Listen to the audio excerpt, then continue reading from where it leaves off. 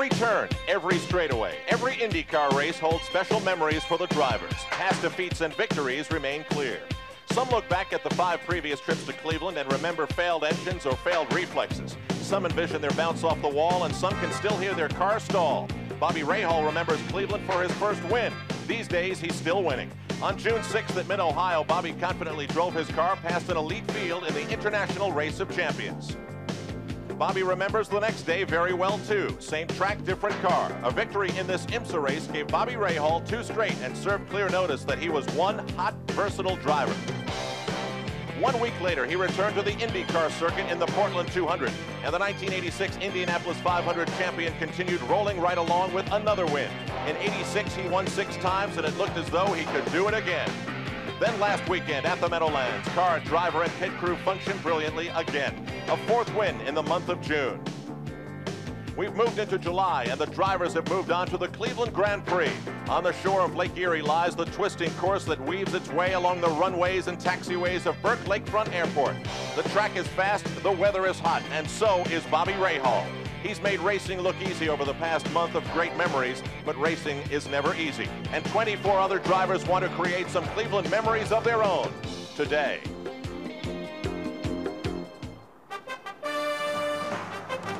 Live from the Burke Lakefront Airport in Cleveland, Ohio, ABC Sports presents the 6th running of the Cleveland Grand Prix.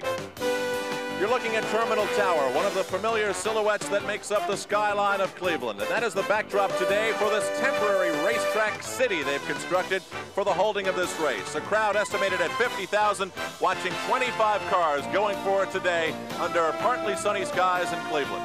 This ABC Sports exclusive is being brought to you by the Goodyear Tire and Rubber Company. No matter how far you go, Goodyear takes you home. And by Budweiser, Beechwood aged for that clear, crisp taste. This Bud's for you. There are ways to see this race, and then there are ways to see this race. Along the shore of Lake Erie in the backstretch, literally hundreds of boats, sailing boats and motor yachts have gathered to watch this race, and of course there are those who have found the grandstand more comfortable. Now, this week the fastest car was driven by Roberto Guerrero. He set a track record on this track, by the way, which is the fastest road circuit that kart runs. Let's go down to Roberto now with Jack Arute. Well, Al, as we said at the outset, if Bobby Rahal is the favorite going into this race, then this gentleman, Roberto Guerrero, has got to be considered the co-favorite. A new track record here, but some unreliability in the engine compartment the last couple of races, Roberto. Are you concerned today about it at all? Well, Jack, obviously you can never tell for sure, but we feel very confident that a lot is being done about the problem, and I feel very confident that the engine will make it all the way. So hopefully we'll be, quite happy at the end of the race. I hope so. What about the heat today? It's beginning to go up. Are you concerned at all about the heat? Well, it's just going to make us all sweat a little bit more, but it shouldn't really be a problem. It'll be the same for everybody, so I don't think that will be a factor. Interesting to note that he and one other man have accounted for all the pole positions this year. That other man, Mario Andretti. Let's go back up to Al Troutwig. All right, Jack, we are ready for the traditional command that will send the pit crew scurrying. And the man who will speak those famous words today is the mayor of Cleveland, George Voinovich. And has worked long and hard to keep this event at Cleveland for that command. Gentlemen, start your engines.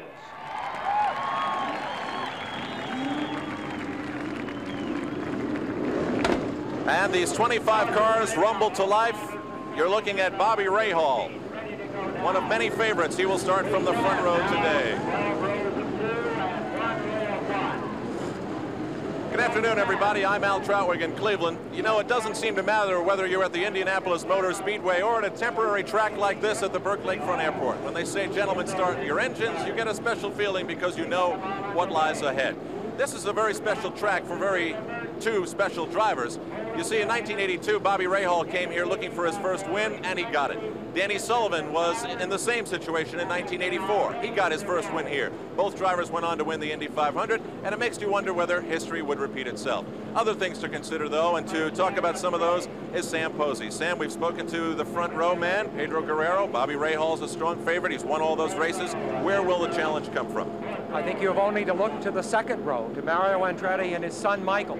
Michael's in the middle of a fine season. He's won a race already, and he's trailing championship leader Rahal by only a small number of points. For Mario, however, the going has been much rougher. Sure, he started the season at Long Beach with a win, and things looked really good, Al. But then you know what happened at Indianapolis. He came this close to winning that much coveted second Indy, and then broke down right at the end. And then a week later at Milwaukee, crashed, injuring his back. And that injury still plagues him today. It's a long, hot, and bumpy race. It's going to be a long day for Mario Andretti. But worst of all, I think, is facing the success that Bobby Rahal is having at this point in the season. Having lost Indy, Mario knows that the only thing he can really salvage from the season is the victory in the championship. And unless he can do something really quick about Bobby Rahal, Mario's going to lose the championship too. As you saw, the cars have rumbled to life and are moving out from pit road. 2 pace laps in this race will be underway. On the other side of me today is Bobby Unser, one of the greatest men to ever slide into an Indy car. Bobby, what other factors are interesting for you today? Very interesting. First 2 rows again. Everybody in the first 2 rows has been nothing but winners this year. In other words, all the races this year, with the exception of the Indianapolis, which my brother won, is in the first 2 rows. Another thing, Mario Andretti had a big advantage. Everybody blamed it on the Lola cars at Indianapolis. Today it's Lola, March, all mixed up in the first 2 rows. So nobody can say there's an advantage or disadvantage. Then you have the engines. 3 of the first 2 rows are Cosworth, 1 Chevrolet. Chevrolet has won another race earlier this year, Long Beach, 200-mile race. They could be a factor today, Al. Now, Bobby, can history repeat itself? Is there someone who could win their first IndyCar race today in the field? Yes, there definitely is. I'm going to pick the dark horse, is Jeff Brabham, in the Honda-powered car in the 4th row. He's a dark horse. All right, 25 cars are out on the track, and of course that means there are 25 drivers with 25 different stories. There are, of course, many interesting things to note about these drivers as they weave their way around. How many races have they won? What's at stake for them today? Here then is the starting field in the Cleveland Grand Prix. Roberto Guerrero's speed gives him the pole position and a track speed record. Bobby Rahal drives the course that gave him his first Indy win. Mario Andretti has won 48 races over 24 years, but never in Cleveland. Right next to him, his son Michael Andretti, a winner in Milwaukee in May. If Emerson Fittipaldi wins, he'll tell you about it in 5 different languages. Danny Sullivan, who could really use a win, will go for it on a track he's won on twice. In the 4th row is Kevin COGAN, who hadn't finished a race this year until last weekend. And one of only 2 drivers in the field using a Japanese engine, Jeff Brabham. The Dutchman, Arie Luyendyk, is in row 5, and next to him, Al Unser Jr. On his dad, he says, he taught me everything I know, but he hasn't taught me everything he knows. Rick Mears has almost won $4 million driving an IndyCar. Next to him, Canadian-born rookie Ludwig Heimrath Jr. Tom SNEVA crashed yesterday, but his car is ready to roll today. Fabrizio Barbazza, 3rd place in the Indy 500. Jose Garza of Mexico City. Scott Goodyear with the best name in the field. Sophomore driver Jeff McPherson. The Irishman Derek Daly, 8 miles per hour slower than the front row. Johnny Rutherford in his 2nd quarter-century of racing. 53-year-old Dick Simon. Randy Lewis will be running 4 from the back with veteran Tony Bentonhausen. Last year, John Richards raced snowmobiles. That's no snowmobile he's driving today. Rick Muskiewicz pilots a low-budget machine, and finishing is a legitimate goal for Dale Coyne.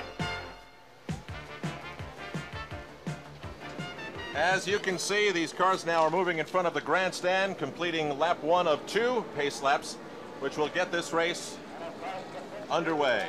80 laps, 25 cars are starting, estimated total purse $450,000. The average qualifying speed just over 130 miles an hour. The cars, however, will reach top speeds of about 160 in certain straight portions of the course, but of course they lose a lot on the average speed for a lot of the tight current turns that you'll find on this circuit. As I've said, it's a fast circuit, and there's a lot to tell you about it. Some of the nuances involved are interesting. Sam Posey and Bobby Unser take us around the course. Well, Sam, this is the flattest track that I know of in the entire circuit, but I think the most interesting places on it are number 2 turn and number 5 turn. Number 2 turn because the cars are accelerating off and they're in 2nd gear, and it's very hard on the transmissions. Down the back straightaway into turn 5, slipstreaming, and this is the place where most of the passing occurs.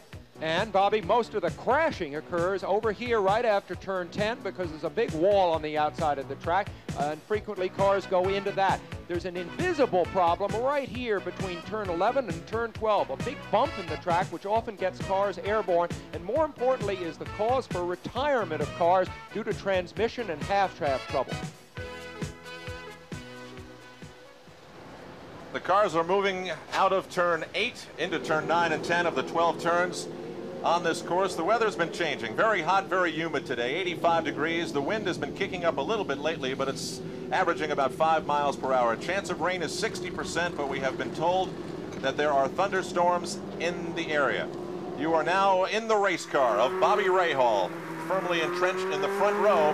And interesting, the only car in front of him is the pace car. Guess who's driving it? Al Unser, this year's Indy 500 champion. And we're going to drop back now further in the field to Tom SNEVA. He is in row 7, car number 33. A lot of bumpy areas in the track that we'll get a good chance to focus in on today.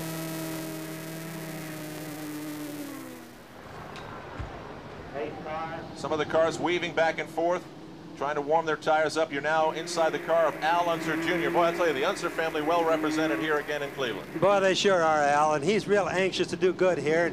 During yesterday's practice, he thinks his car is working a little bit better after the qualifications. Here they come down for the start now, Al. 25 cars across the start-finish line, and this one is underway. Remember, 80 laps. The track measures 2.48 miles. Roberto Guerrero grabbing the lead, Al, as they come out of turn 2 and down into turn 3 here. A second gear, 40-mile-an-hour right-hand bend that leads them out onto one of the fastest, two fast parts of the track. Mario Andretti was able to get in front of Bobby Rahal, and behind Rahal is Michael Andretti. So it's Andretti in second place, Andretti in fourth place, and the pole sitter, Roberto Guerrero, is playing true to his form earlier this week with the fastest car. He is in front. Boy, he really did a start on that one, Al. He kind of decided the start was going to happen before the flag was thrown, and he really took off like a jackrabbit. He's leaving him very far behind right now. At times during the year, Al, this man has been able to demonstrate a mastery over the others in terms of sheer speed that no one else, not even Rahal and not even Andretti, except a little bit at Indy, was able to do. So it is still Mario Andretti in second, Bobby Rahal in third, Michael Andretti in fourth. Already a car slowing down in the backstretch. I don't know who that is right now, Al. He's about as far away from us as he can get, but already we had a car out. Roberto's leading by probably about a 1.5 seconds right now. Probably hold his pace right there. Fuel is going to be a big thing today. Maybe a shortage up. Fuel and maybe gearbox too, Bobby, don't you agree? Look at how rough the track is there.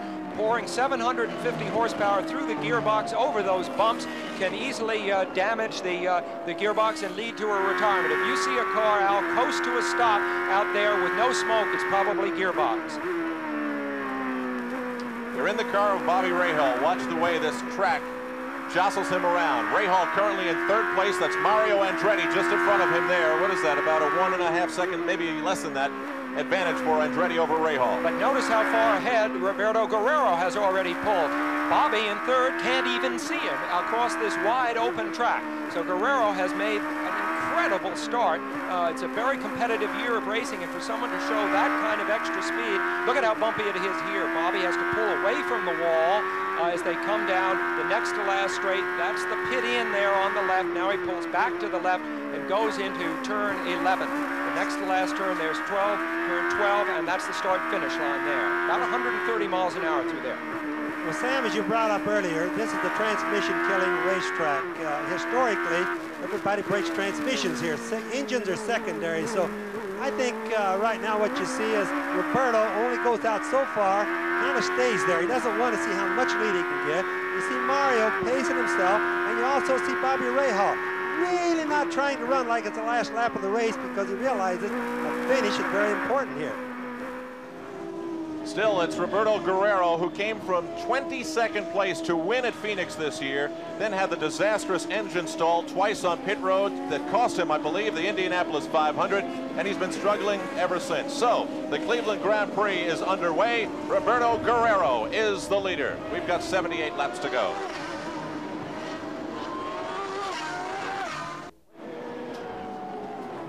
Back live in Cleveland, the Cleveland Grand Prix, and the tightest battle and the most important battle right now is for second and third place. Mario Andretti with Bobby Rahal right behind. That is Bettenhausen, Al. And you see the left rear tire has shredded and damaged part of the car, the little winglet there. He's riding on the rim, probably driving along on that rim still at about 40 or 50 miles an hour. Look at how stiff the chassis is. And all right, this is Fabrizio Barbazza. Interesting story here, Al. This man has run up to this point more laps in IndyCar racing this year than anyone else. He was the Rookie of the Year at Indianapolis, where he finished third. This is the first time all year he has dropped out of a racing. Here's out of a race. Here's Bettenhausen making it back to the pits. He's probably going 70 miles an hour there. Now he's coming. As Bettenhausen's coming around, no tire on there. It's kind of important to notice he's wearing the bottom off the race car too, Al. The race car has to be on the tire, otherwise the back of the pan is just going to wear down. Car number 5 is Mario Andretti, the red car with the yellow writing. The red car with the white writing is Bobby Rahal. That's the battle for second and third. And already 3 cars have struggled, 2 definitely out of the race. We do not know whether Tony Bettenhausen will be able to return. Dale Coyne, who was a last-minute addition by the promoter of the Cleveland Grand Prix, fell out in, I believe, the first lap. And also Bettenhausen is out too. Coyne was out with gearbox trouble, which hints at what may be ahead for some of the front runners. Now, remember that this rivalry between Andretti on the right of the screen, now on the left of the screen, and Bobby Rahal on the right in the darker car is a very intense one. And Andretti, of course, the veteran champion, man whose career was already a major success at the time when Bobby Rahal even began his career. And this has become a very intense rivalry. You cannot say these 2 men are terribly fond of each other. And Rahal has, of course, Andretti just where he wants him, calmly in his sights. Mario knows that to have any break in the championship out, he's got to stay ahead. He's got to score points today. Now, the one thing I notice, Bobby and Sam, is that it seems as though Mario and Bobby have very different ways of negotiating this course. They certainly do, and you can see that Bobby Rahal is starting to make a play on Mario occasionally. He tries to pass. What he wants Mario to do, he doesn't particularly care if he passes him right now, Al. He wants him to pick up his pace just a little bit more. Mario obviously could go faster, but he's trying to take care of his transmission. And Fabrizio's, Barbazza's car, we just heard, did drop out from transmission failure. So already we have 2 transmission failures. Very much what Sam and I were predicting early in the race. You keep your eye on the right hand of Bobby Rahal. You can see when he goes down to shift, you can also see the way he struggles with that steering wheel through each and every one of these 12 turns. Yeah, it's so bumpy over the turns that the car tends to flick almost out of control. The reason for this is the track is laid out on runways and taxiways of this airport here, and it's all on landfill out in Lake Erie, and it's settled differently. And of course, as Bobby, as a pilot himself, knows well, runways are not laid out flat anyway. They're tipped a little bit for drainage. As you watch Bobby Rahal run behind Mario there, you'll see Mario on the straightaways move off line. I just wanted to mention that, Sam, because what he's trying to do is keep Bobby Rahal from slipstreaming him too much and just getting any advantage. Now they're coming off of turn 3 on the what we call the long back straightaway.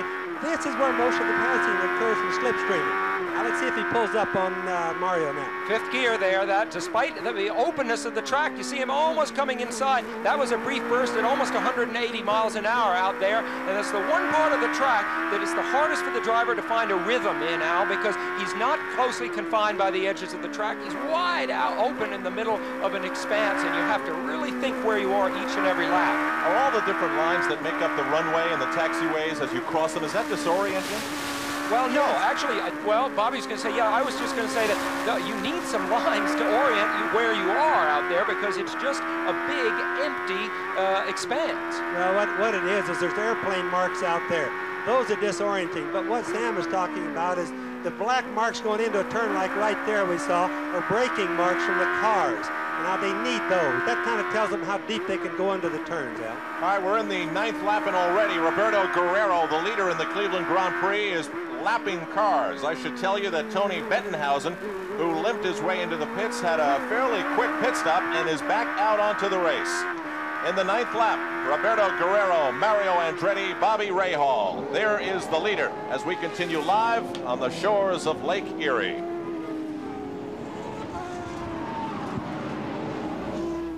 The action's hot on ABC's Monday Night Baseball. Battling to stay atop their divisions, the Minnesota Twins meet the New York Yankees, or Los Angeles at St. Louis. And later on Monday Sports Night, actor Paul Newman on racing, Billie Jean King on Wimbledon, cycling's Greg LeMond, and more tomorrow night. Every year, the Swallows return to San Juan Capistrano, which is the home of Roberto Guerrero, as he attempts to return to the winner's circle for the second time this year. A winner at Phoenix. We are here in Cleveland, and he is leading the Cleveland Grand Prix. You know, in many ways, Al, Roberto Guerrero, who you see here, is the discovery of the last couple of seasons.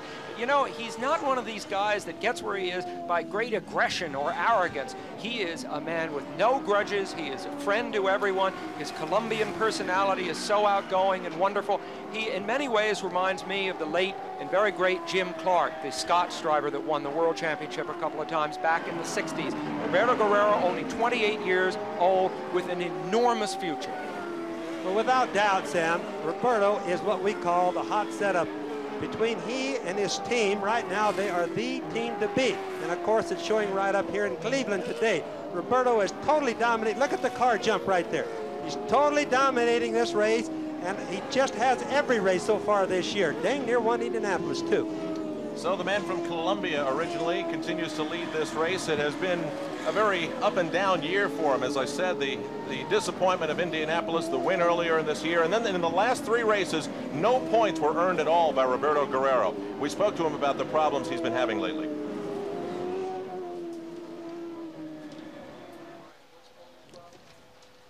They've been working very hard on it, and you know, we believe we've made some progress, and hopefully we'll get a little bit of reliability.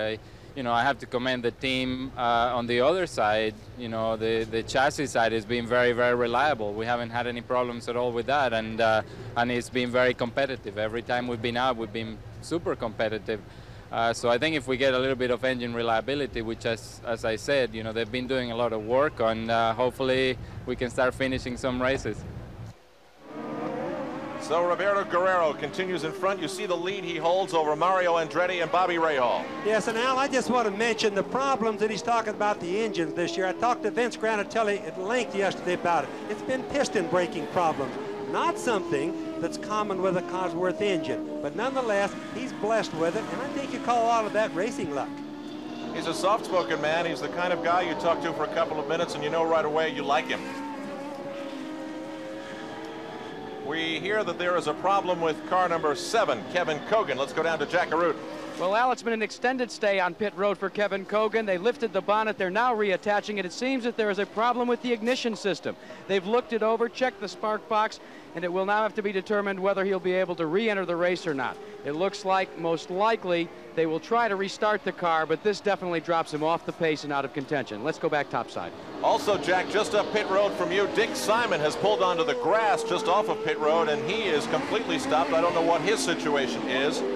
Al, this is a particularly bitter disappointment for Kevin COGAN. There's Dick Simon, who's pulled off. Just to mention that COGAN, in the first race held here back in 1982, Kevin COGAN led the first half of that race, broke down. He's always felt he was sort of owed a win here. Early yesterday, he was the fastest driver on the track for a while. He had his hopes up. He has not had a good season so far. Now he's out of it. It's difficult for Kevin because he is most well remembered for two great disappointments. One, an accident, and one, a great pass by Bobby Rahal to win or lose the Indianapolis 500, depending on who you're telling the story about. There is the leader, Roberto Guerrero, still in the Cleveland Grand Prix, as the first 5 cars have pulled away from the field.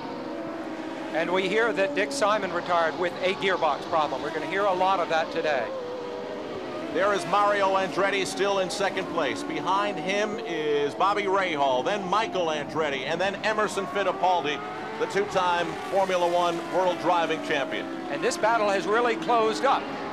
No longer is it a 2-car battle for second and third. It is now a 4-car battle for second, third, fourth, and fifth. Good stuff. So you've got a batch of hot drivers right there. I mean, really guys that are good right now. Well, you talk about hot, you also talk about consistency. Mario Andretti, Roberto Guerrero, and Bobby Rahal have led 82% of all the laps that have been run this year in kart racing. That is now over 900 laps they've been in front, those 3 drivers, 82% of the time. And you think of the championship, Rahal leading with 74 points, Michael Andretti second with 70, Mario Andretti third with 59. So we're looking at the hot runners right there. Back with Bobby Rahal now, still live, dueling with Mario Andretti right in front of him. Well, you can definitely tell who has what groove by watching this in-cam that we have here at ABC. That's a beautiful, beautiful shot. Bobby Rahal doesn't spend much time shifting. You see his hand go down, come right back up. Another thing for the fans to pay note and pay attention to is sometimes when he's in the corner, if the corner goes to the right, you see the steering wheel go to the left. That means that he's sliding just a little bit out. All right, let's try to pick up a sense of how Bobby Rahal is shifting the car. We were able to see his hand reaching down there for the shifter. He's into turn 3 now. That's second gear. That's about 40 miles an hour. It's very bumpy here as they come over the main runway. Now he's accelerating hard. He's in third. He's in fourth. He has 1 gear to go. Fifth, you see him snatch it there. Now he's about 180 miles an hour. Braking now for turn number 5 down into third gear. Not really closing up behind Mario. Bobby makes the point that sometimes you see him steer into the slide in the turn, especially over the bumps. Third gear here. Now, third gear, or was that briefly second gear? Anyway, there's a long section here that he takes. Yes, there's third gear. In third, really tough turns. 3 of them in a row. Big G-forces, long right-hand turns. Bobby Rahal coming out now onto the next to last straightaway. Upshift into fourth gear, 130 miles an hour. Jeff Brabham, I think it is, smoking there. That is a possible engine problem. Bobby, that could be your dark horse pick out of the action. Could be a transmission too. The smoke's coming back there. Could be a transmission, could be an engine. They don't normally have engine problems with that Honda, but that very well could be a transmission problem right there. But Jeff is definitely out of the race. That's that. Also remember, on a road circuit like this, when a car goes out or an engine is lost, they do not put a yellow flag out for the entire track, only for a specific turn or a section.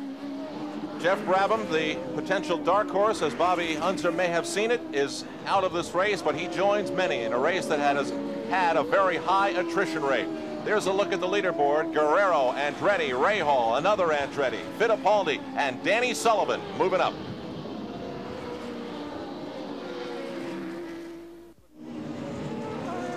They're wrapping up the July 4th celebration in Cleveland with one big celebration of speed. Roberto Guerrero is enjoying this party just fine, thank you, leading the Cleveland Grand Prix. Let's go down to Jack Guerrero. Well, Jeff Brabham is out of the race. He has not gotten back to the pits, but this is his team owner, Rick Gallis. Rick, what was the problem? Well, we don't really know. There was a big puff of smoke. Looked maybe it might have been a piston, but I couldn't. Jeff just said that something in the engine went, and transmission seemed to be okay. So until we get it back, we won't really know. And the Honda engine seemed to have been so reliable all year long. You really had good expectations from it today. Yeah, it did real well. Our final qualifying session, we actually ran quicker in our last practice session, and we're getting real good fuel mileage, and we expected to be a real contender in the race, so it's really too bad. Well, Rick can't fold his cards and go home yet because he still has another car out on the racetrack. Now he'll have to watch for the fortunes of his rookie driver, Jeff McPherson. Back up to you guys in the tower. Okay, Jack, of course, both of those drivers using Honda engines, the only 2 drivers in the field to run with the Japanese power plant. Average speed just over 130 miles an hour. We are watching the drivers negotiate the 20th lap of the 80 they must complete. You're looking at the battle for second and third, and this has been going on since the very beginning of the race. Mario Andretti in second, Bobby Rahal right behind in third. That gap is closer than it's been as we look now from the car once again of Bobby Rahal. Rahal accelerating hard here, and you see some of the bumps really at every point in the track where the runways change from runways to taxiways. You'll find some bumps, and look at how, if you look to the extreme left here, the track really ripples up and down. That's why they pull way away, and I think Mario was blocking Bobby briefly there, no question about it. You see him seesawing back and forth because that is a point on the track coming into turn 11 there, Bobby, where Bobby Rahal has had a chance at Mario in the last couple of laps. Sammy wasn't blocking him. That's the part I was trying to show you just a little bit ago where Mario's trying to get offline so Rahal can't run in his slipstream, can't get a little help from the air. That's what he's trying to do there, just keep him from making a pass. Well, but I don't know, because I think weren't they just coming into the braking zone there at that point? No, they were just about 3/4 down the straightaway. But just short of it? We have 2 very long straightaways at this track, and so whereas most road courses you can't do a lot of slipstreaming. Here you can do it 2 different places. All right, now remember the respective luck, Al, of these 2 men at the track. Mario Andretti, who has often led this race and almost won it on 3 separate occasions, but has the same kind of cloud hanging over his head here at Cleveland that that he does at Indianapolis. Bobby Rahal, who won this race, as you pointed out, back in 1982, that was only his 4th IndyCar race when he won this race. So Bobby Rahal seems to have the luck riding with him here. Of course, he's an Ohio resident. In fact, the car, I think, says something like the spirit of Columbus, Ohio on it. So he is here among friends, obviously hoping to do well. Mario is here in a place of bad vibration. It's interesting to note, and at times you may see debris build up on the lens of the camera, then it slides away. There's a plastic film over the lens of these cameras that is advanced to remove the debris, and you saw that battle there, that real tug of war with the steering wheel by Bobby Rahal. So far this race has been a model of consistency. The top 5 positions were set right after the green flag waved, and they have not changed since. Once again, Kevin COGAN is in the pits. That spark plug problem seems to be continuing for him, as Emerson Fittipaldi now has just created the first change since the start of the race in passing Michael Andretti. There again is the leader, Roberto Guerrero, and the last time we clocked it, he had a lead of about 5 seconds over Mario Andretti. If you had planned to fly into the Burke Lakefront Airport today, tell the pirate pilot to turn around. The place is closed.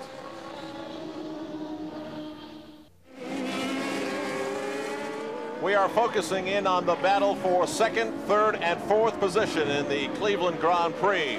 It is Mario Andretti there in car number 5. He is being trailed by Bobby Rahal, who is being followed by Emerson Fittipaldi. Well, that's one fine race. I've been watching that while we were on commercial, Al, and Emerson Fittipaldi is really coming up strong. He went right by Michael Andretti.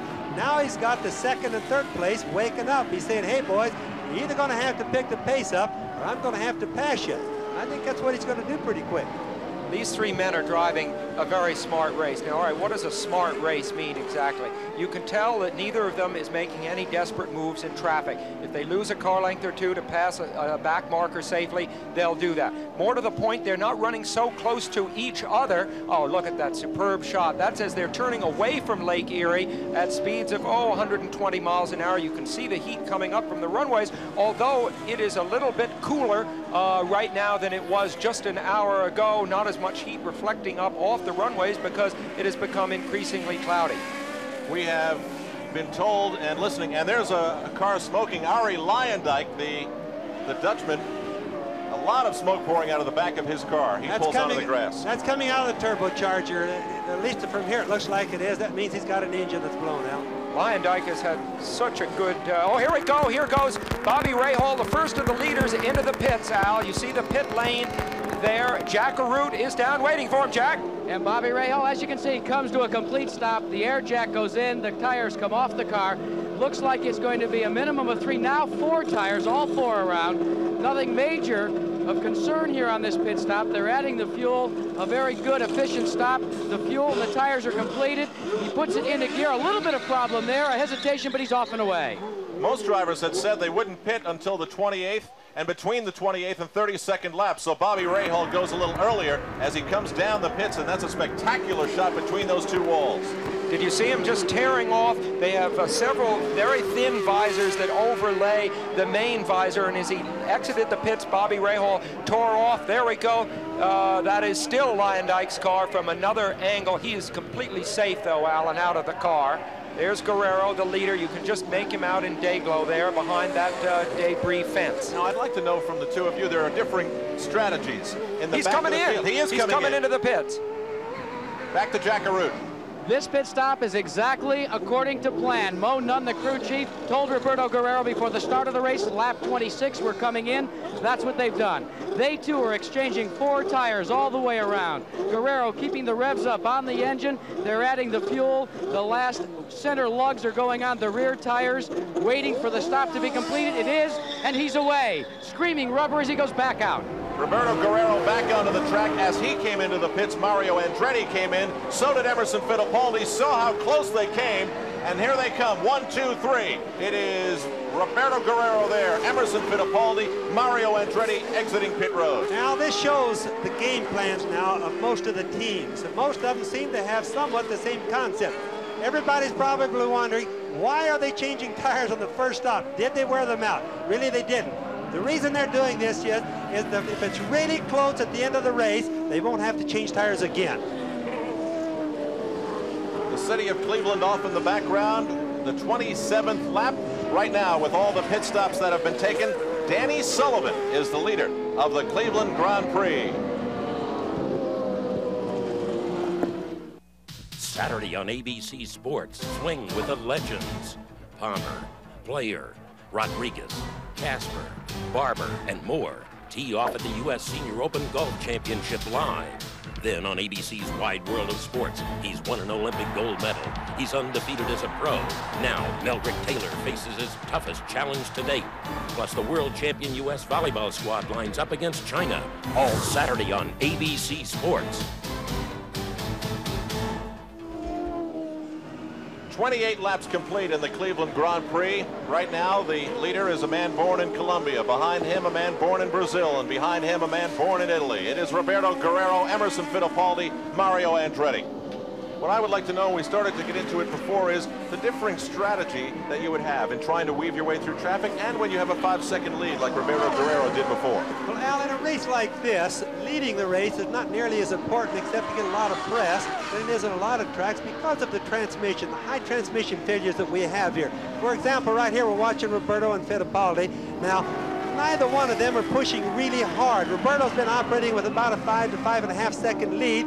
They all changed tires. Remember, the first guy in kind of sets a precedent. If he changes tires, makes everybody else kind of go along with the same concept, unless the guy's really off base. And they're not.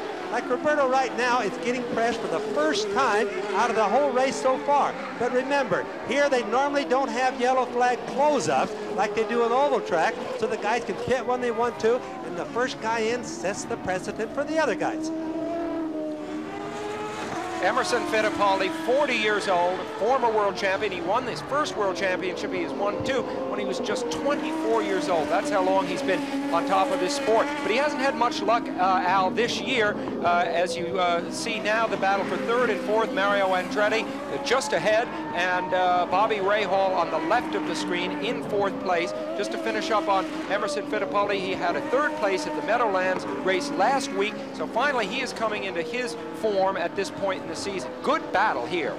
The sun breaking through the clouds once again. That heats things up inside the cars as if there isn't enough heat already today, but still there are some dark clouds off in the distance behind the skyline of the city of Cleveland. Still, it is Roberto Guerrero in front, Emerson Fittipaldi right behind him, but right now you are looking at the battle for 3rd and 4th position, Mario Andretti, Bobby Rahal. But you know what, too, the heat coming out, I mean, the sun coming out and heating up the track can often change the handling of the cars. More so on an oval than on a road course, but it can be felt on a road course. Mario always seems to notice that, Sam, because Mario's probably one of the better test drivers that we've had in the IndyCars, and when the sun comes out, when the sun goes back behind the clouds, he always notices the difference on his tires.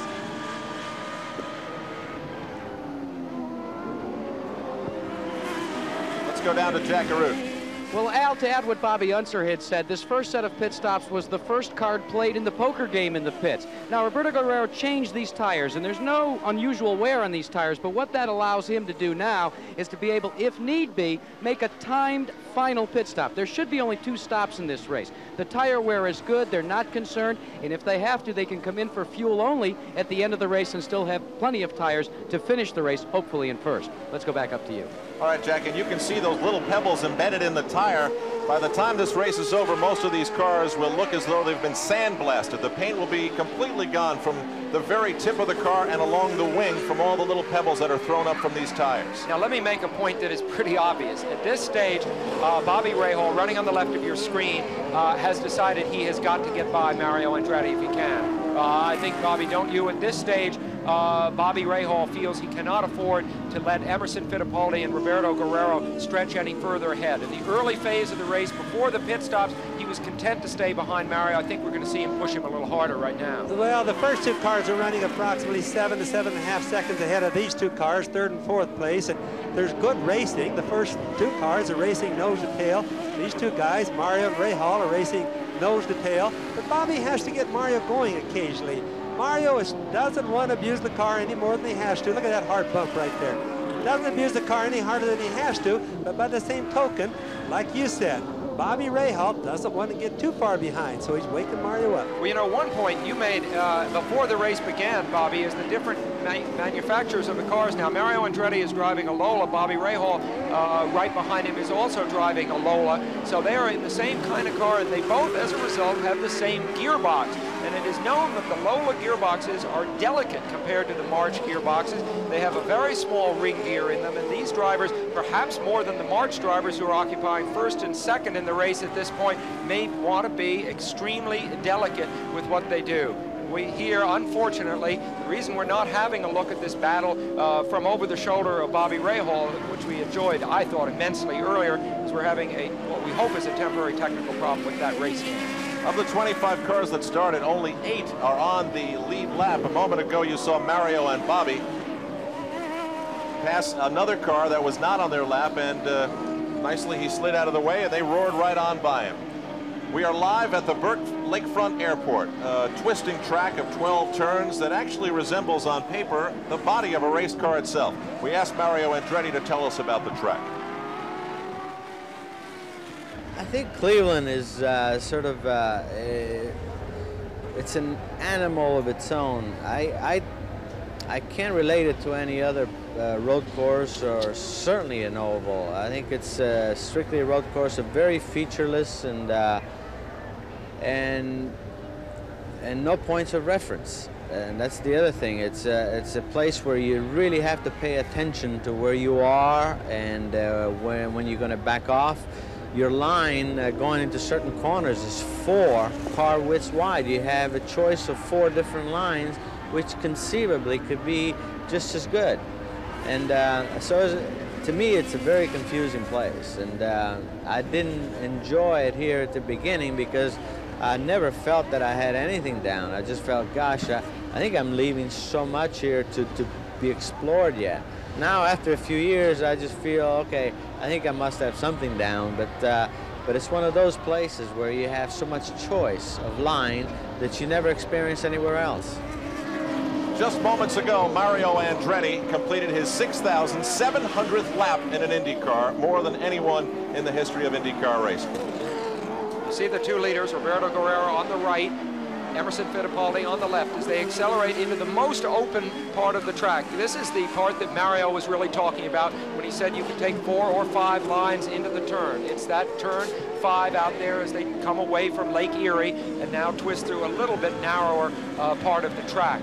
Roberto Guerrero still in control, now with Emerson Fittipaldi, twice the world champion, sitting right behind him. So both these men with a European background in racing. Roberto Guerrero raced for the Ensign Formula One team earlier 2 or 3 years ago before he began his Indy career. 34 laps of 80 complete. Roberto Guerrero still leading the Cleveland Grand Prix. Emerson Fittipaldi right behind him. Then Mario Andretti, Bobby Rahal. We've been watching a lot of that battle. Michael Andretti, he's been right in the middle of things since the start, and Danny Sullivan. Then Al Unser Jr., Rick Mears, Jeff McPherson, so far running well for him. But remember, only the first 8 cars are on the lead lap. Then Tom SNEVA, Ludwig Heimrath Jr., the Canadian-born rookie, and Johnny Rutherford, the 26-year veteran of IndyCar racing. So the Cleveland Grand Prix is shaping up with a tight battle in front now. Roberto Guerrero and Emerson Fittipaldi, 1 and 2. We'll pause now for these messages and a word from your local stations.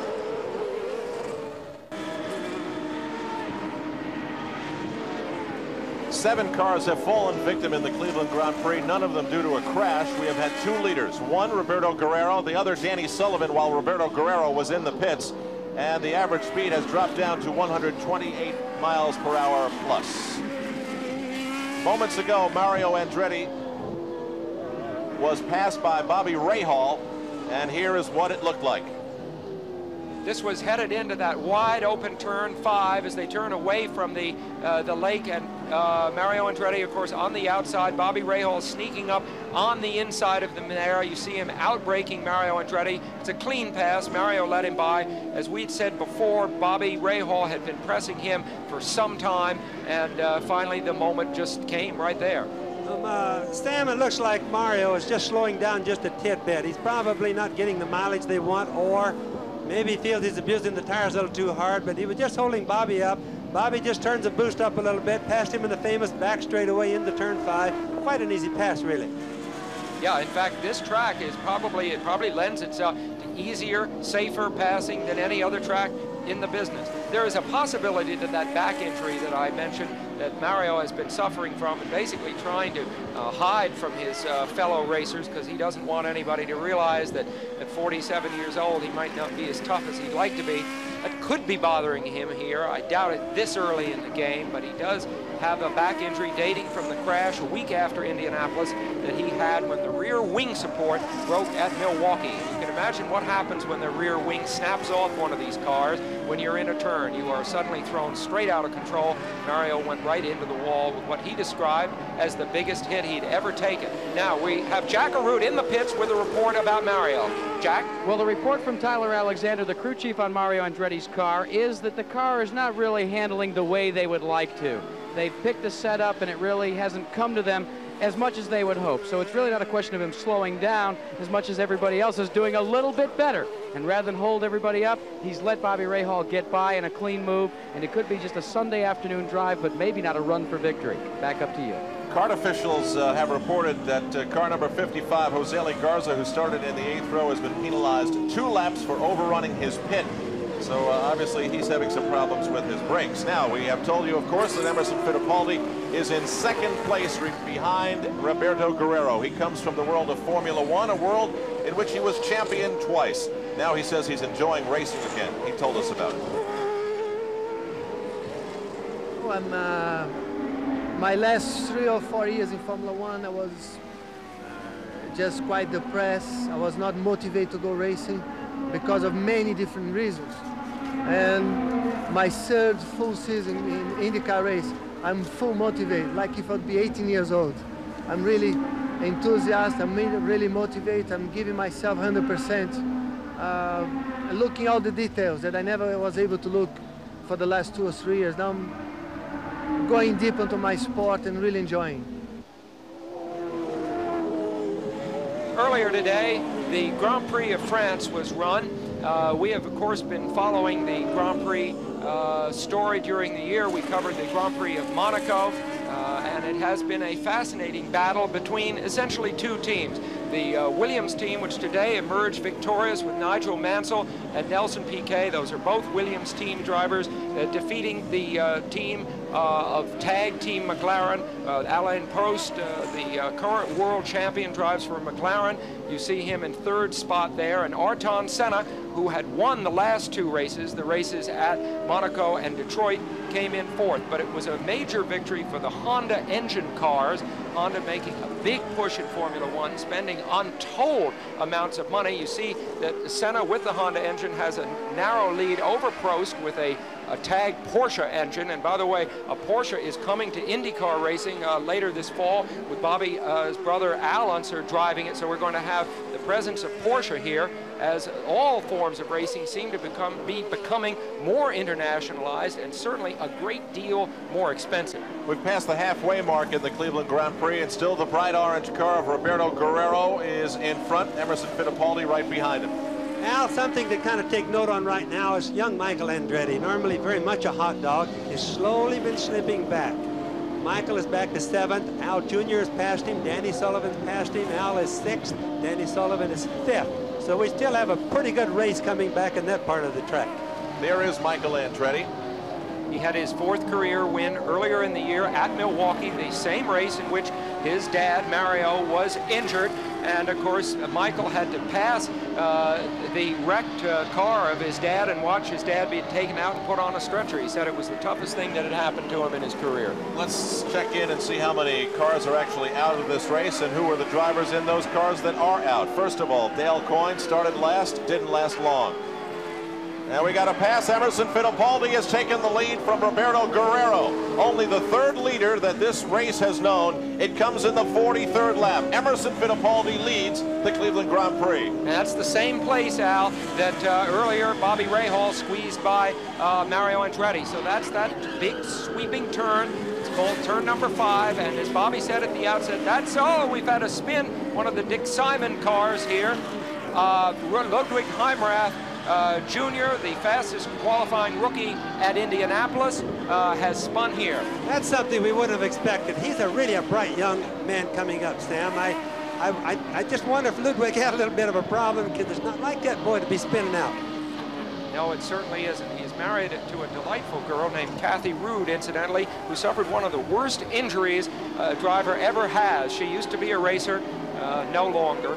Let's have another look at that pass for the lead.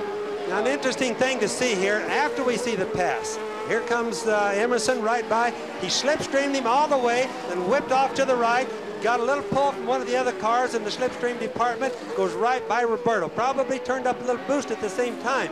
But what's interesting now, or what's going to be interesting to see is, will Roberto chase Emo, use up the fuel, abuse his car, or let's see if he's going to be a smart race driver, just keep his pace going like he's been doing all day. That move certainly showed a lot of experience, didn't it? Let's go down to Jack Arute.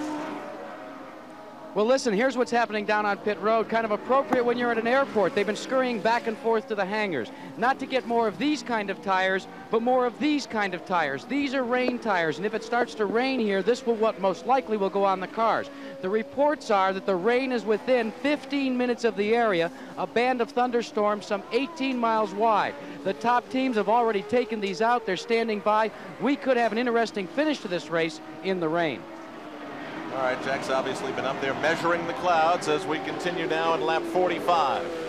I gotta say, from up here in the booth, though, it looks better than that. Is that your assessment as well? Yeah, I think it looks a little better than that, but you never know. As we watch Emo go, incidentally, Al and Sam, he looks like he's using his race car pretty hard. Now, Emo is one darn good racing driver on road circuits, one of the best that I've ever seen. I've run with this guy lots of times. He's a super good race driver. He's got a very good car. They had an awful lot of problems early in the season, especially in Indianapolis, getting these cars going. They're Pat Patrick's cars. But they are going good the last couple of races. And Emo is on a hot streak, and he's probably got an awful lot of frustration. Now, we're going to have to see. Is he going to abuse his car and break his transmission? I certainly hope that Emo doesn't. Bobby, remember that talk at Indianapolis about how Emerson was spooked about the place, was scared of it, and then he retired so early in the race? That was the low point, the nadir in the season. Now things are coming up, up, up. Emerson has not led so far this year, before this, I believe, and so we are seeing him maybe push the car, as you mentioned, harder than he ordinarily would. We see one of the main things at Cleveland is Emerson, without a tremendous amount of experience on this track, maybe doesn't know how much to abuse the car. This track needs to be just a tick smoother so the cars will last, because you'd never see better racing than what we see right here at Cleveland. Now you're in the car of Tom SNEVA, who is not on the lead lap. He is 2 laps behind the leaders, but it gives you a very good idea of what's happening between Roberto Guerrero, who is in second place, and Emerson Fittipaldi, who is now 2 or maybe 3 cars in front of SNEVA. There's a lot of lap traffic that's involved in the front. I should also tell you that a couple of cars back, Danny Sullivan seems prepared to pass. He has just passed Mario Andretti to move Mario back now into 5th spot. Danny Sullivan claims 4th. Bobby Rahal still in 3rd. I did. Well, let's have another look at that pass as Sullivan comes up and blows by Mario Andretti. Mario has been slipping slowly down through the field. Again, this is the turn 5, the most open part on the track. Sullivan, there's absolutely no contest. And this time, of course, unlike what happened at Indianapolis 3 years ago, he did not pass Mario Andretti and spin. That's just an obvious deal there on that pass, that he just turned up the boost and went right by. What they're doing, everybody's a little bit short of fuel here. Most of the cars are getting, if they're doing good, get 1.7 miles per gallon if they're running hard, Sam and Al. What happens is they have to turn the boost back to maybe 45 inches of manifold pressure. So when they want to do a pass like down that back straightaway, they just crank the boost up, surprise the guy, and go right by. Emerson Fittipaldi still in the lead, and there's a look at his son. the Fittipaldi family once again in the United States, having come here to concentrate on IndyCars from Sao Paulo, Brazil. Roberto Guerrero in second, Bobby Rahal in third, Danny Sullivan, the defending champion, in fourth, Mario Andretti and Al Unser Jr.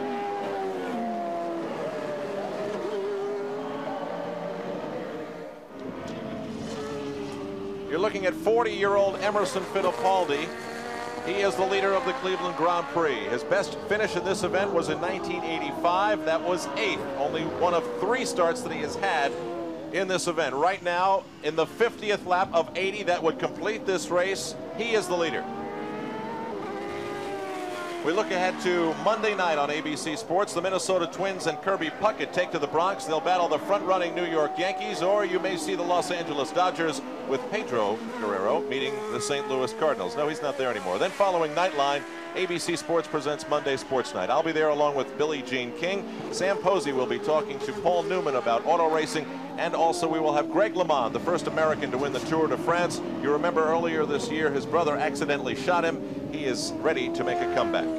As we see Emerson Fittipaldi still in control, and Bobby's been making the point that he seems to be pushing awful hard. I just want to make a correct, you'll have a look at how enormous his lead over Roberto Guerrero is. There's Emerson Fittipaldi coming through turn number 9 and now 10. And where is Roberto Guerrero? We're waiting this long, over 7, 8, 9 seconds for Roberto Guerrero, about 11 seconds back with Bobby Rahal right behind him. I was wrong. Emerson has led earlier in this season at Portland, which is 2 races ago. He led 45 of the 46 laps. Regrettably, I didn't see that. I would love to have watched him. I'm a great fan of Emerson Fittipaldi. Sam, we've just about got another pass in the brew right now. We have Bobby Rahal moving up on Roberto Guerrero. Now, I'm not trying to say this is something bad, but look at there. An attempted pass right there, and I look for him to make a pass right down this next straightaway. I believe right now that Roberto's slowing down. He's about 9 seconds behind, as you just said, and I don't know whether he's having a problem. Maybe we could get Jack Arute down, but Rahal is definitely going to pass him in just a bit. Well, the lead shrinks, then it grows, then it shrinks and grows again. Rahal right behind Roberto Guerrero. This is the battle for second and third. Emerson Fittipaldi still in the lead. Danny Sullivan, remember, has claimed 4th, but he is not about to get involved in this battle between second and third place Guerrero and Rahal just yet. Let's check in with Jack Arute. Jack, any answers? Well, Bobby, the answer, I think, still has a question mark. I should agree with you, but in talking to Vince Granatelli and to Mo Nunn, they both said there really is no major problem. It's just that they're not running as fast as they did at the start of the race. I quizzed them as to what they would do at the last pit stop, and they said that what they most likely will do is make an adjustment, but it might not be through chassis, but it may be through the boost. Let's go back up to you. Well, thank you, Jack. I think what that kind of tells us all is that Roberto and the team together, and there comes the master, Bobby Rahal, and he did pass Roberto Guerrero. But don't worry about it. I was just going to mention, that probably shows that Roberto Guerrero and the team are really thinking like businessmen, like good racers, instead of the flash in the pants. See how fast we can go, drop out every race. They really want to win this one. That was the first serious pass, Bobby, at any point other than that wide open point. They were coming into turn 3 there. It was a classic outbraking maneuver by Bobby Rahal. The slower car there, Rick Moskiewicz, allowing Rahal and Guerrero to slide easily by. Remember how hot Bobby Rahal is behind the wheel. We documented at the beginning of our telecast this afternoon that he has won 4 straight races, including the event in Portland and last week at the Meadowlands. So Bobby Rahal now looks to make it 3 straight IndyCar races for himself. Now historically, Rahal comes on at the latter part of the races. We're over halfway now. Rahal is moving up. He's passing cars, slowly getting ahead. He's probably one of the smarter race drivers and the best in taking care. And here we're going to have a slow motion. Let's watch. Now, here comes Bobby Rahal working on Roberto, trying to lure him over that side, switches around, passes him on the inside, slowly by, blocks him where he can't come back in. Nice, good, clean pass.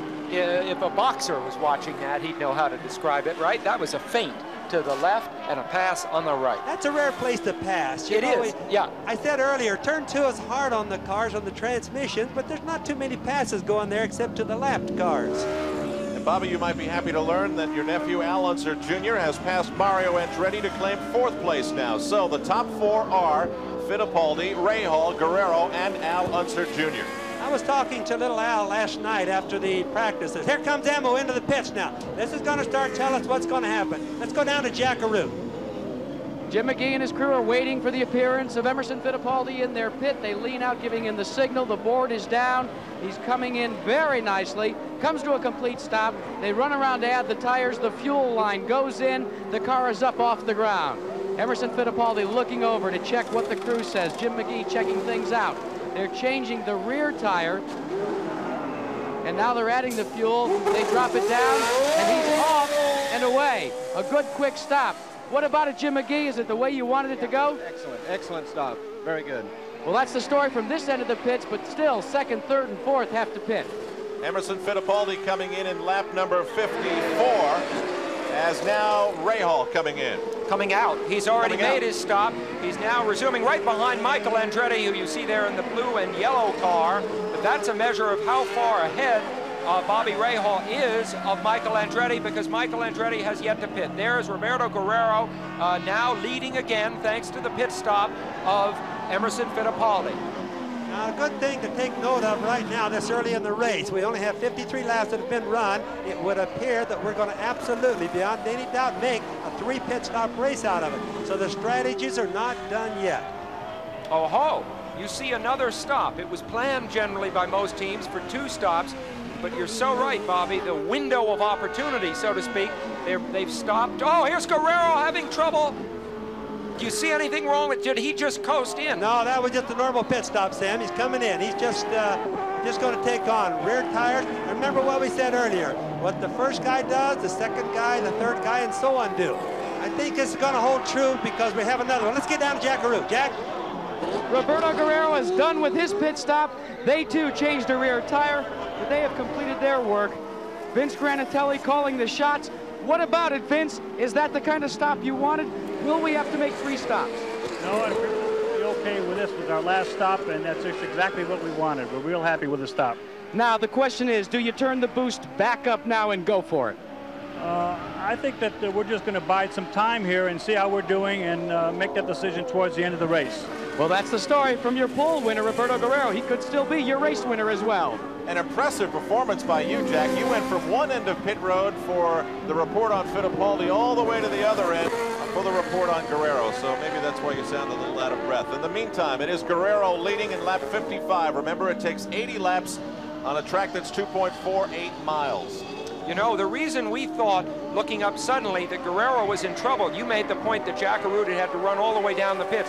Guerrero's pit is on the east end of the pits, and it's the first one or the second one down there. So he came in very slowly because he was stopping early. You see Rick Mears just on the right of the screen there for a moment in his yellow car. There's Mario Andretti into the pits. The key now is, can Andretti do anything with a new set of tires that might make his car handle any better? Obviously, they had been in trouble during the middle phase of the race. Bobby, do you notice anything that they're doing of consequence? No, I don't think so. No, they're not, Sam. What they're doing is all the cars so far changing just the rear tires. Mario, for sure, will only have to do one more pit stop. Obviously, from what Vince said, they will only, or excuse me, Mario's done his last pit stop. Roberto Guerrero will only have to do, according to Vince Granatelli, the one that he just did. It would seem to me like Emmo could possibly have to do another one, or he's going to be awfully close on fuel. Well, if Bobby, what you say is true, it comes to pass. We have some very dramatic moments to come yet in the Cleveland Grand Prix with 25 laps to go. Fittipaldi in front. Olympic gold medalist Meldrick Taylor is undefeated as a pro. Now he faces his toughest bout to date in a live junior welterweight fight. Plus, the world champion U.S. volleyball squad takes on China. All on ABC's Wide World of Sports, Saturday.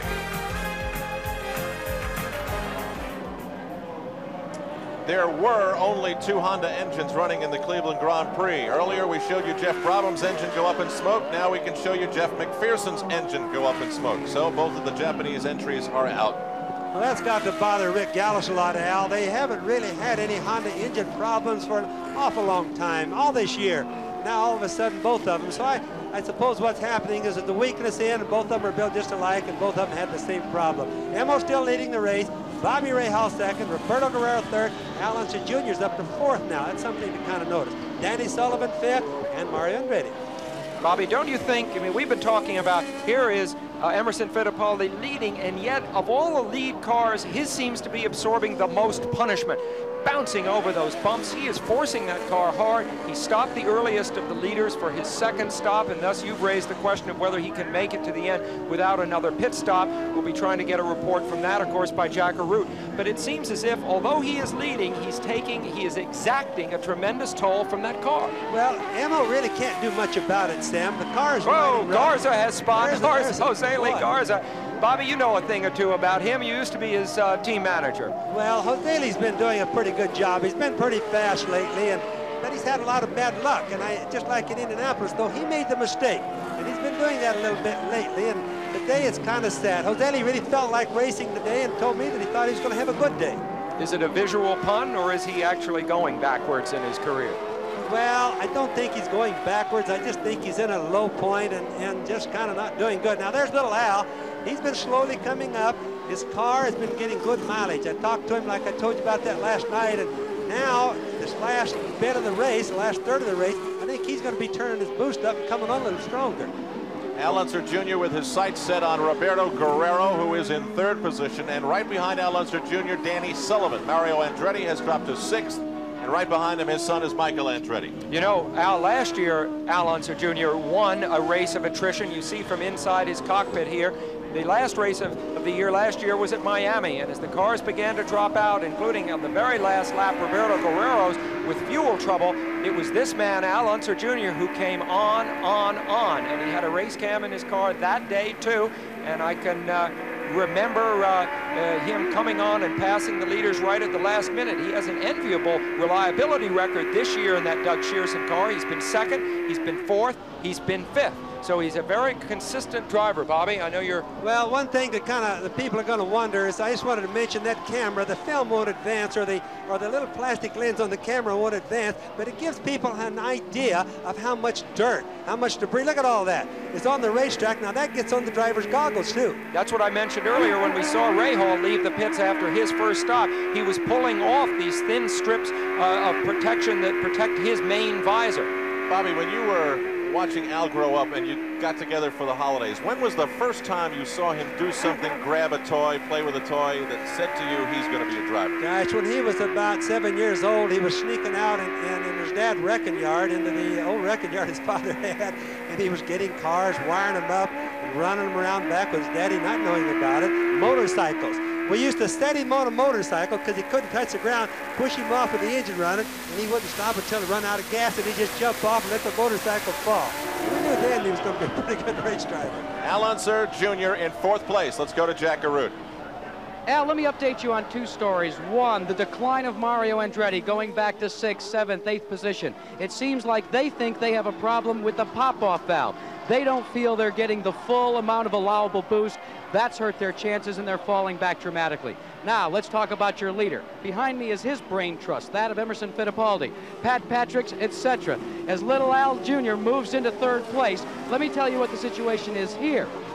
According to Pat Patrick and Jim McGee, this man here, they are not going to make another stop. They say they can go the distance, and they also say they can go at full boost. We'll just have to wait and see. Back up to you. Realism or foolishness? We will see before the race is over.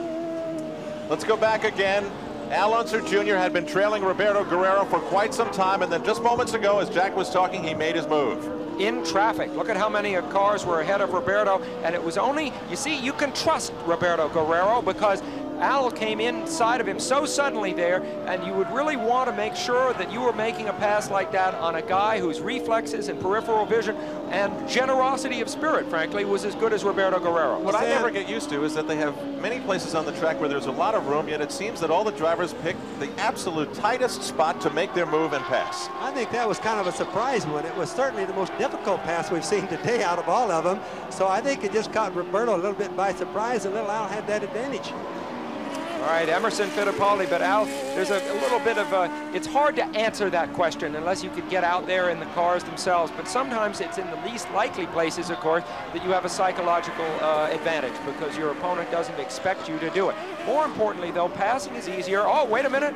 No, I thought for a split second we might see him dodge into the pits. But way out in the open there where the cars are running at top speed, we see, well, this is Heimrath again, so he's not in the story. But out there in the open spaces where you're running flat out, it's harder to get an advantage over another competitor than it is at close quarters when you're under braking. Here's Emerson. You know, this style with which he is pushing this car is so reminiscent of the way he used to drive the Lotuses back when he won his first World Championship when he was 24 years old. Well, it's a darn good style, Sam, if the car just holds up. And of course, if it does, you have nothing but nice things to say about the team and the mechanics, because Emmo is darn sure pushing it hard. That cat wants to win, I'm telling you. Well, you know, some people drive a car easy and some drive it hard. It always seems to be the guy who had the rental car before you was the guy who drove a car hard. Good point. Of course, his teammate, Kevin Cogan, is out of the race, broke down earlier with that spark box problem. So it's you're always a little bit scared when you know. Now let's have another look at Al Unser Jr. making that pass. With the race cam. Yeah, that's his point of view. Now here he is. It's going to happen we're coming out of turn 1, turn 2. The pass is going to come going into the turn that's ahead of us now. That's Roberto Guerrero ahead of him. Now watch how quickly it all develops. You see the way he pulls in suddenly? And that, folks, is in a little bit slow motion, is it not? Yes, it is slow motion to give us a better chance at looking at that. And you see, Guerrero was doubtless, Bobby, don't you think, looking at the other cars ahead of him. And so Little Al capitalized on his fractured concentration and made the move. And while we were looking at that, Danny Sullivan passed Pedro Guerrero to move into 4th place. Roberto Guerrero, yes, indeed he did. There is Sullivan. That is not Sullivan there. There is the leader. Still Emerson Fittipaldi. So Sullivan has been on the move. Back as far as 8th in the early going. He is now 4th. Danny Sullivan on the move, just as is Al Unser Jr. Those are two men that have been coming up steadily throughout this day. There is Sullivan. 65th lap is Emerson Fittipaldi. As we look at Danny Sullivan, Fittipaldi is still leading the Cleveland Grand Prix. Well, it'll be interesting to see whether Fittipaldi can go the distance. His crew says he can. 16 laps to go. We'll pause for these messages and a word from your local station.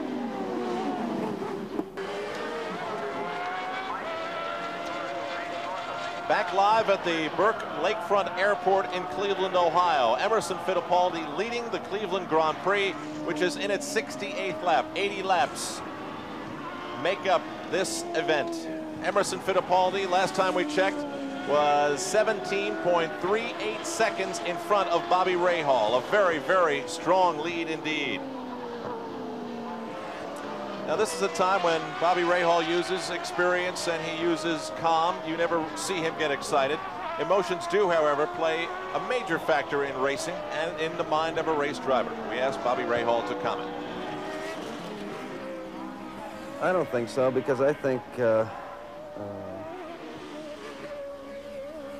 you know, I think the more, you know, if somebody passes you, you don't get mad. You know, if you get mad, then you're going to make mistakes, or you're going to, you know, try too hard, or you're going to. I think you've got to try to reduce everything down to the. I mean, sure, it's hard to get the emotion out of it, but I think the more emotion you can get out of it, get away from, the better off you are. The more you're able to react in a professional manner, the more analytical you can be. You know, just, I think emotion, but I think that's the same with any athlete. That, I mean, you see in boxing, some guy gets hit and he gets mad and he goes after, he forgets everything that he's, you know, learned, and he just goes after the guy, and the guy just keeps tagging him because he's dropped all of his knowledge. You know, he's letting his heart rule his head. And I suppose you can get away with that for a little bit, but I think in the end it's the guy who can remain as detached as possible as the guy who succeeds. Succeeds? Yes, he does. 6 wins last year, including the Indy 500, and 3 in a row. Back to the lead, Emerson Fittipaldi. Bobby Rahal, by the way, has chipped a full second off the lead of Emerson Fittipaldi. It's down to 17 seconds. Let's go down to Jackaroo. And now when you talk about emotions, an emotional roller coaster is taking place here in the Emerson Fittipaldi pit. Just moments ago, Pat Patrick turned to me and said, we have a problem with fuel. I quizzed him a little further and he said, well, we're concerned. We've tried to slow Emerson down. He has not slowed down. The car does not sound the way they would like it to sound, and they are concerned. They are losing as much as a second a lap to second place Bobby Rahal. In the meantime, the best observer throughout the day has been the 11-year-old son of Emerson Fittipaldi, Jason. Jason, what do you think about this problem? Do you think your dad's got a problem with fuel or not? Nah, I think it's okay. You've been here since summer vacation, traveling with your dad. We understand you now want to be a race car driver as well. Yeah, maybe. What's the best advice your dad's been able to give you if you decide to take a career in auto racing?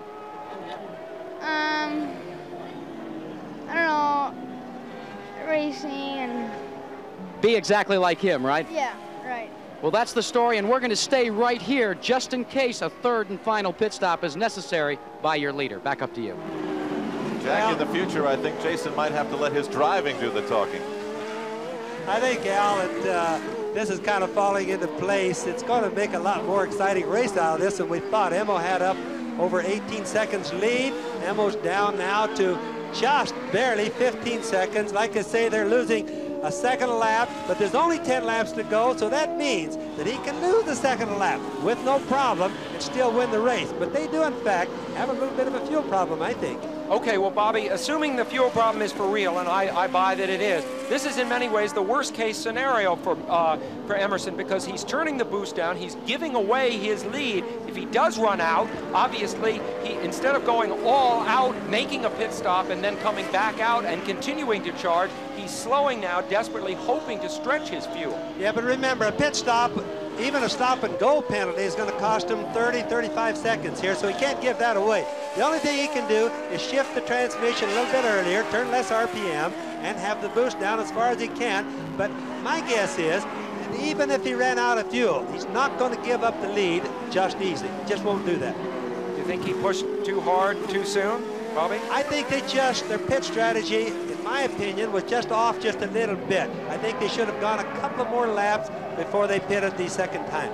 In the last 4 laps, Bobby Rahal has made up 4.5 seconds on Emerson Fittipaldi.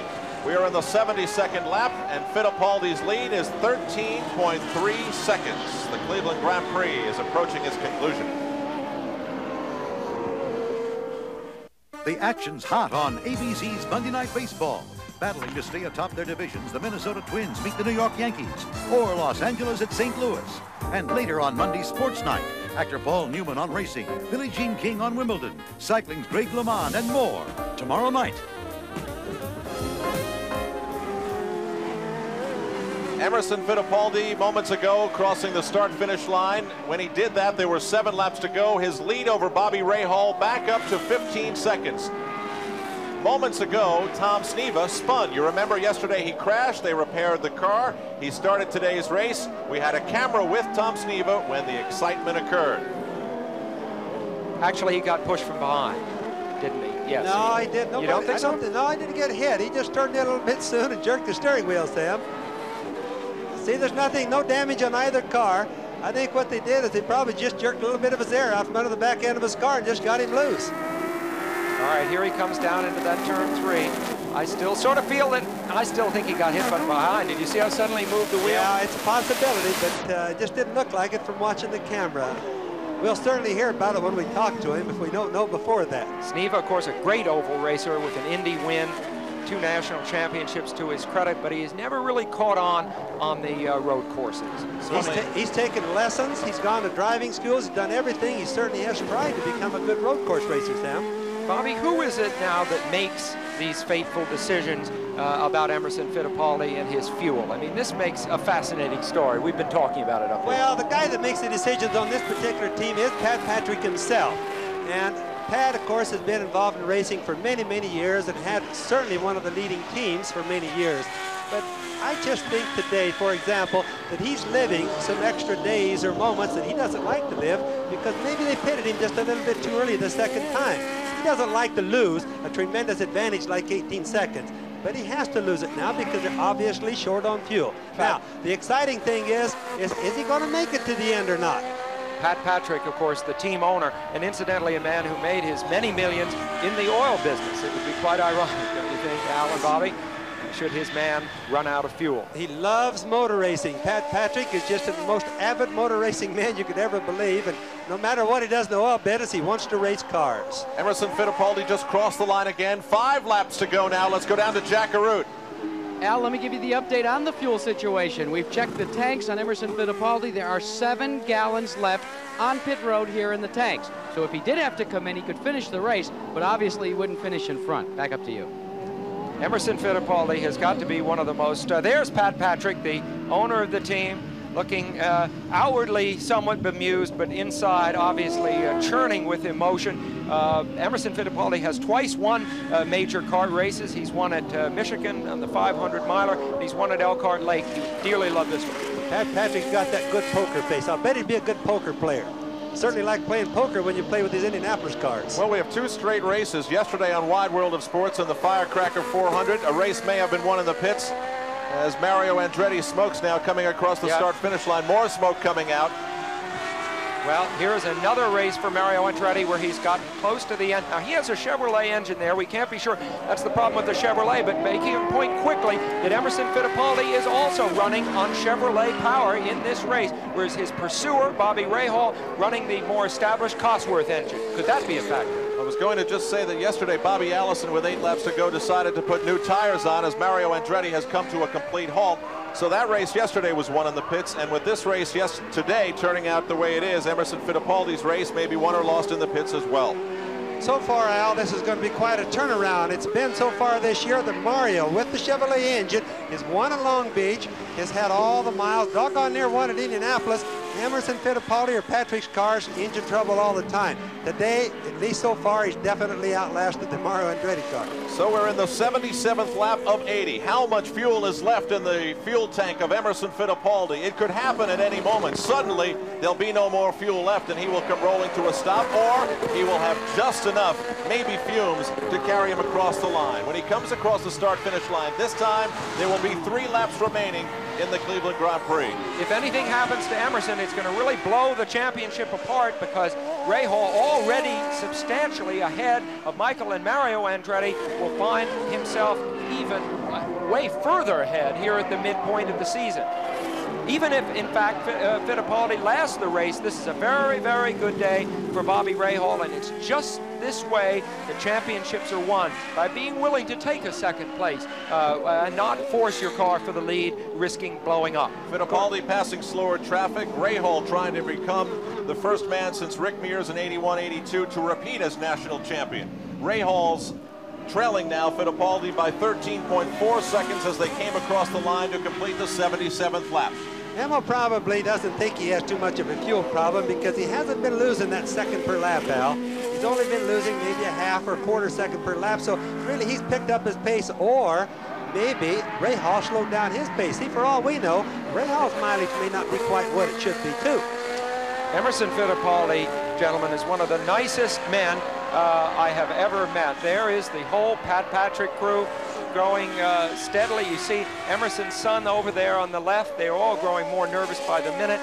Emerson Fittipaldi once bailed me out of trouble. I was standing in an airport in Sweden. Another plane, which I had been scheduled to go on a charter flight with Jackie Stewart, had taken off, leaving me without my passport, without any money. He saw me standing there. I was just a young kid. He walked up and he said, "Sam, what can I do to help you?" And out of his wallet, he took $300, pressed it into my hand, found me a ride out of Sweden.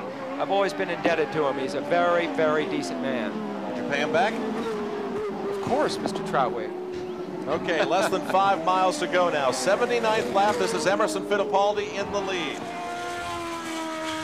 He has not won a race this year. Last year won at Elkhart Lake, won the pole a couple of times, but only the victory at Elkhart. He still has almost a 14-second lead, Al, so he's really not losing very much. Emmo has a lot of confidence in his fuel right now. Otherwise, you'd see him slowing down a lot more than he's been doing. Well, there's a warning light in there, which would warn him with about 2 laps to go. It would start to flicker and then come on solid. He may not be seeing that, or else sometimes those lights are broken, and so sometimes you just press on thinking it's okay, and it isn't. This could be a great day for Chevrolet. If Emmo finishes, it's going to kind of make up for some of the problems they've had all year. One lap to go, Al. It is. The white flag has been waved for Emerson Fittipaldi. Now it's really nervous. He only has to go 2.48 miles, now less than that. Does he have the fuel? We've seen races before end on the last lap when the cars have run out. They certainly have. Emmo's got both fingers, both legs crossed if he can possibly squeeze them closer together, I promise you. Remember, we're not talking about a car of great mileage. We're talking about an engine that gets 1.7 miles to the gallon. So right now, with about 1.7 miles left or less, Fittipaldi would hope to have at least a gallon of fuel in his tank. Rahal, 12.87 seconds behind as the 79th lap ended. Fittipaldi going through the last few turns. Still seems to be moving along just fine. This is going to be an immensely popular victory. He's almost within coasting range now. This team has worked very hard, been dogged by a lot of bad luck this year.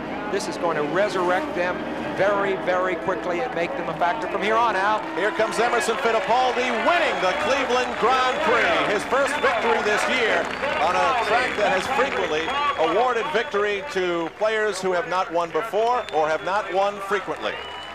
Second place coming across the line is Bobby Rahal and Al Unser Jr. As we sit in the car with him, we will take you across the finish line with Bobby Unser's nephew. A good finish for him, Bobby. Well, he's not quite there, but he's just there. He just went across Al. It's third place.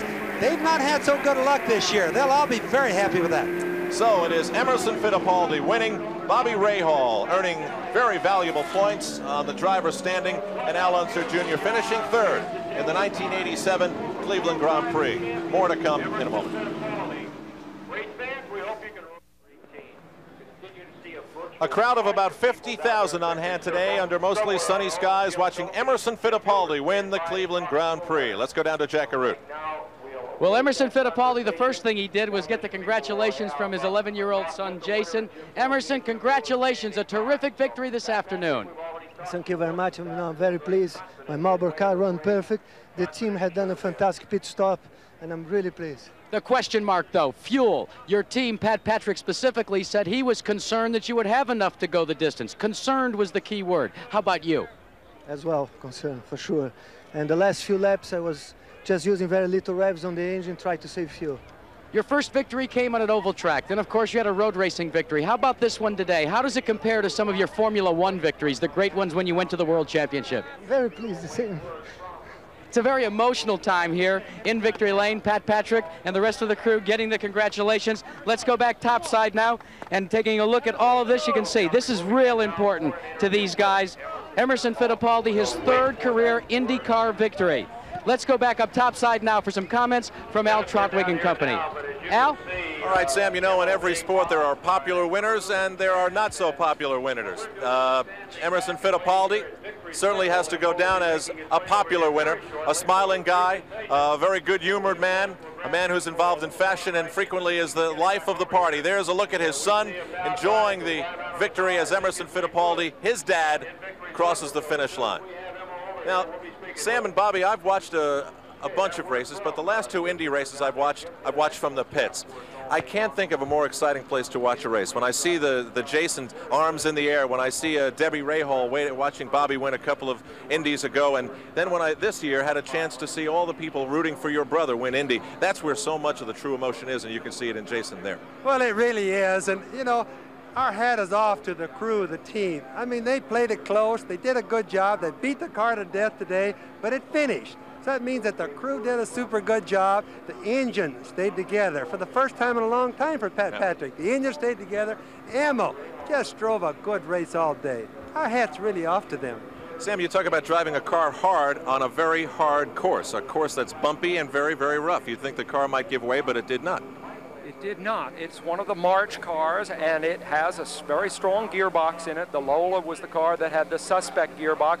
Emerson Fittipaldi evidently felt he could push it that hard. It's amazing. You know, I like your point about why emotion runs so high after these wins. And I think it's because frankly, to win a motor race, the odds are amazingly against you. You're right. one car against 25 today, or at Indianapolis against 33. It's very unusual to win a motor race. And for this team, of course, winless to this point in this year, I mean, it's been a long time. A back-breaking work of 24-hour days by 30 men. So, you know, when it happens, it's a big moment. Now, of course, there's a lot more at stake today than just first place. We've got the national championship on the line, and according to our most recent calculations, Bobby Rahal's second-place finish has placed him still in first place now with 90 points. Michael Andretti 78, Mario with 62. So patience for Bobby Rahal really did pay off. Once again, let's take a look at the final results of the Cleveland Grand Prix. Emerson Fittipaldi winning. Bobby Rahal with a second-place finish and some important points. Al Unser Jr. with an encouraging third-place finish.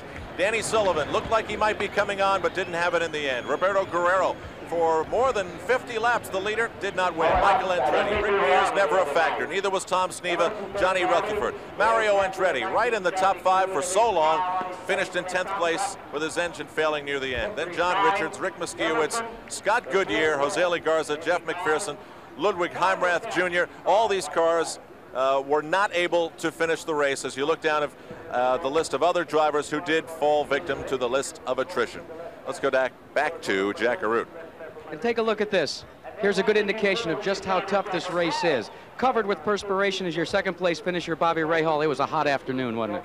It was. It was a hard race. You know, right from the word go, had to run hard. And, you know, the car ran very well. The crew did a great job, as always. Just not quite enough today.